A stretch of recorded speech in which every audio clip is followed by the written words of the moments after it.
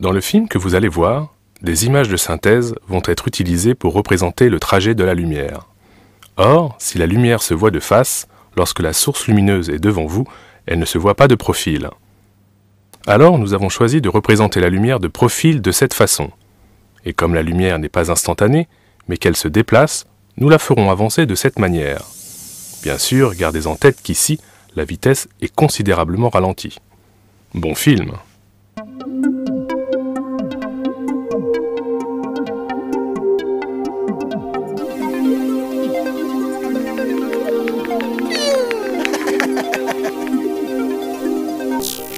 300 000 km par seconde, c'est la vitesse de la lumière.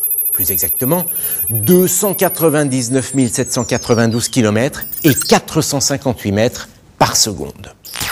Autrement dit, en une seconde, la lumière parcourt 299 792 km et 458 mètres. Il lui faut seulement 8 minutes et 13 secondes pour parvenir du Soleil jusqu'à nous. Un peu plus de 4 ans depuis Proxima du Centaure, l'étoile la plus proche du système solaire, et à peine 1 milliardième de seconde pour aller de l'écran que vous regardez jusqu'à vos yeux. 300 000 km par seconde, ça va très vite. Tellement vite que durant des milliers d'années, les hommes ont cru que la lumière était instantanée. Comment vous dire?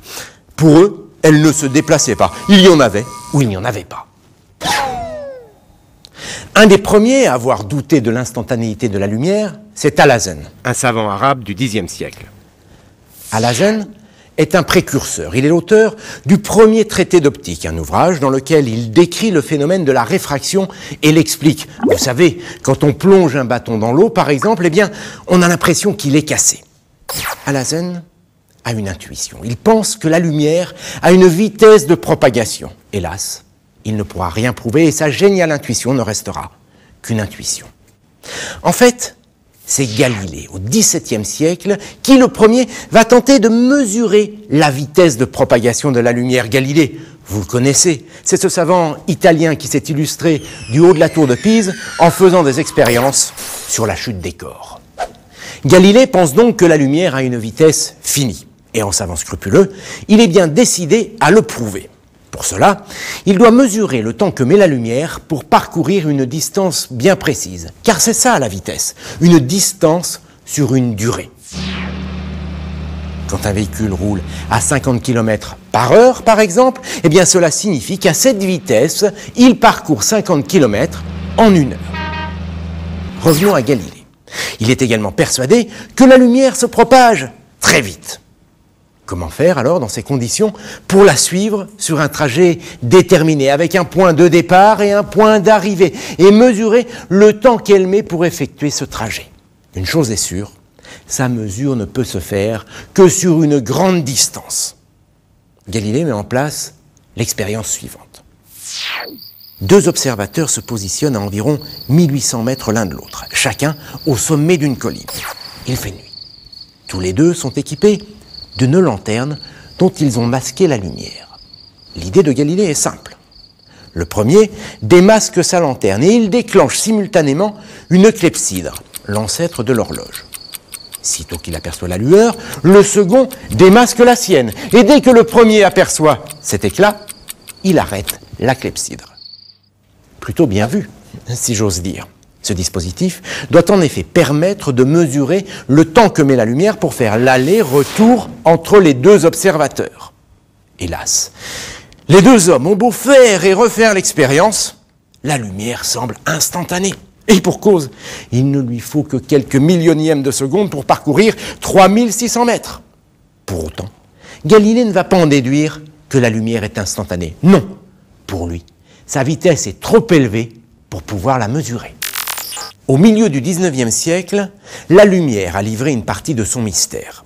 Après des lustres d'incertitude, la communauté scientifique sait désormais que la lumière se propage à une vitesse finie. Il faut trouver un moyen de mesurer cette vitesse sur Terre, autrement dit en laboratoire.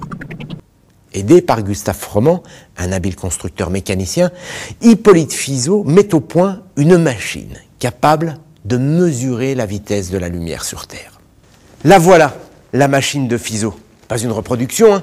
La vraie machine, celle utilisée par Fizeau lui-même pour réaliser ces mesures. Alors évidemment, on se demande comment Fizeau a bien pu mesurer la vitesse de la lumière avec ça. Pas de panique, vous allez voir, c'est assez simple. D'abord, Hippolyte Fizeau s'est inspiré de ses prédécesseurs, Galilée notamment, et son expérience nocturne. Vous savez, 2 observateurs placés au sommet de 2 collines distantes de plusieurs lieues. Ils voulaient mesurer le temps que la lumière mettait pour faire un aller-retour. Galilée n'avait rien mesuré du tout, mais il avait pressenti que la lumière devait faire un aller-retour. Fizeau pressent exactement la même chose. Voici le principe de son expérience. Fizeau place une source lumineuse sur le balcon de sa maison à Suresnes. À l'époque, pour obtenir une puissance suffisante, on utilise de la craie incandescente. Cette lumière vient ensuite buter contre une lame de verre semi-réfléchissante inclinée à 45 degrés. De cette manière, elle est déviée direction Montmartre, à plus de 8 km de Suresnes, 8633 mètres exactement, jusqu'au balcon d'un ami où Fizeau a installé un miroir. La lumière s'y réfléchit et repart en sens inverse jusqu'à Suresnes où notre physicien la récupère dans son œilleton, après bien sûr qu'elle ait traversé la lame de verre. Le dispositif de Fizeau comporte également, c'est essentiel, une roue dentée installée au niveau de la station d'émission, sur la trajectoire du faisceau lumineux. En vrai, voilà ce que ça donne. Comme vous pouvez le constater, la machine réelle est un peu plus complexe, avec les différents appareils optiques destinés notamment à focaliser la lumière. La source lumineuse était placée ici, sur le côté. Là, c'est la lame de verre semi-réfléchissante. Et juste derrière, vous reconnaissez la roue dentée. Mais si, la roue est bien dentée, seulement les dents sont minuscules, il y en a 720. Cette roue dentée était entraînée par un mécanisme mis en mouvement par un poids qui se trouvait là. Alors à quoi pouvait bien servir cette roue dentée? Pour mieux comprendre, nous allons nous concentrer sur 2 dents. Rassurez-vous, ça ne mord pas. Quand le mécanisme est au repos, la lumière passe entre 2 dents, frappe le miroir à Montmartre et revient vers Fizeau, qui observe un point lumineux dans l'œilleton. Maintenant, le physicien fait tourner la roue. Les dents coupent le faisceau lumineux. Le point lumineux s'évanouit, puis apparaît de nouveau dans l'œilleton. La roue tourne de plus en plus vite, jusqu'au moment où la lumière qui à l'aller passe entre 2 dents vient buter au retour contre une dent.